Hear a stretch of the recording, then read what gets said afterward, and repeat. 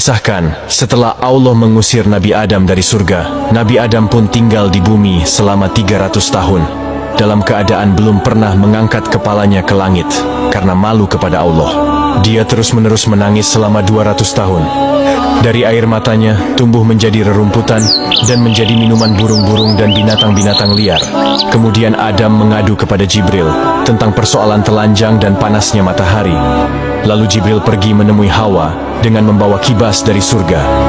Dia potong bulunya, kemudian dia serahkan bulu tersebut kepada Hawa. Dia ajarkan Hawa bagaimana cara memintal wol. Setelah melihatnya, Hawa bisa memintalnya. Lalu Jibril mengajarkan kepada Hawa bagaimana cara menenunnya. Ditenunnya wol itu menjadi sebuah mantel. Hasil mantelnya dibawa oleh Jibril dan diberikan kepada Adam untuk menutup badannya. Jibril tidak mengatakan bahwa mantel tersebut adalah buatan Hawa. Berikutnya, Adam mengadu karena lapar. Sebab, dia telah tinggal selama 40 tahun, belum pernah makan dan minum. Jibril pergi dan datang lagi dengan membawa 2 kerbau dari surga. Yang satu berwarna hitam, satunya lagi berwarna merah. Jibril mengajarkan kepadanya bagaimana cara mengolah tanah. Setelah diajari, mulailah Adam membajak. Kemudian Jibril membawakan segenggam benih gandum dan mengajarkan bagaimana cara menanamnya. Setelah tahu, mulailah Adam menanamnya. Ketika Adam sedang sibuk membajak tanah, tiba-tiba salah satu dari 2 kerbau itu diam. Adam pun memukulnya dengan pecut yang ada di genggaman tangannya. Allah menjadikan kerbau itu bisa berbicara, sehingga ia berbicara kepada Adam, "Mengapa engkau memukulku?" Adam menjawab, "Karena engkau membangkang kepadaku."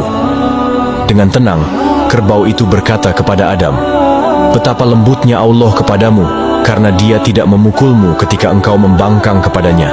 Akibat omongan kerbau ini, Adam menangis seraya berkata, "Wahai Tuhanku, semua benda mengejekku hingga binatang-binatang sekalipun." Karena kejadian tersebut, Allah menyuruh Jibril untuk mengusap lisan binatang agar tidak bisa berbicara. Dahulunya, sebelum Adam diturunkan ke bumi, binatang-binatang bisa berbicara. Setelah Adam menanam, seketika itu juga gandum itu tumbuh lalu bertangkai, dan pada hari itu juga berbuah. Kemudian Adam diajari bagaimana cara memanennya. Setelah tahu, dia mulai memanen, menebah, dan menampi di udara. Adam berkata kepada Jibril, "Apakah aku sudah bisa makan?" Jibril menjawab, "Sabar." Kemudian Jibril mengambil 2 buah batu dari gunung, kemudian dipakainya batu itu untuk menggiling sampai gandum itu menjadi tepung. Adam berkata kepada Jibril, "Apakah aku sudah bisa makan?" Jibril menjawab, "Sabar." Lalu Jibril pergi dan membawakan sepercik api dari neraka jahanam setelah merendamnya di dalam air sebanyak 7 kali.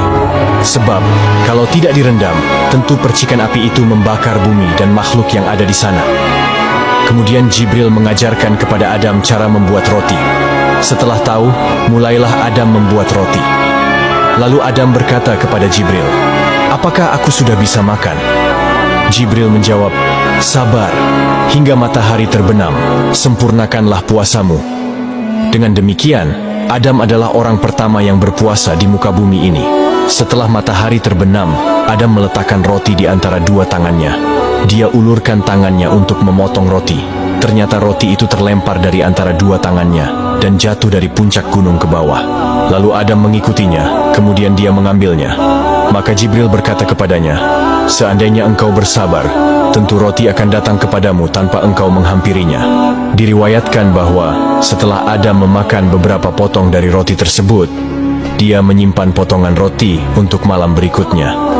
Jibril berkata kepadanya, "Seandainya engkau tidak melakukan hal itu, tentu tidak akan ada anak cucumu yang menyimpan sesuatu untuk waktu yang akan datang. Karena Adam melakukannya, maka hal itu menjadi kebiasaan anak cucu Adam nantinya." Menurut sebuah riwayat, setelah Adam memakan roti tersebut, dia merasa haus dan kemudian diberi minum air. Kemudian dalam badannya, dia merasakan sesuatu yang aneh, yang belum pernah terjadi sebelumnya. Setelah Jibril datang kepadanya, dia mengadukan hal itu. Kemudian Jibril membuat sobekan dari dubur dan kubulnya. Seketika itu juga, Adam buang air besar dan air kecil. Suatu hari dia berkata kepada Jibril, "Wahai Jibril, apakah Hawa masih hidup ataukah sudah mati?"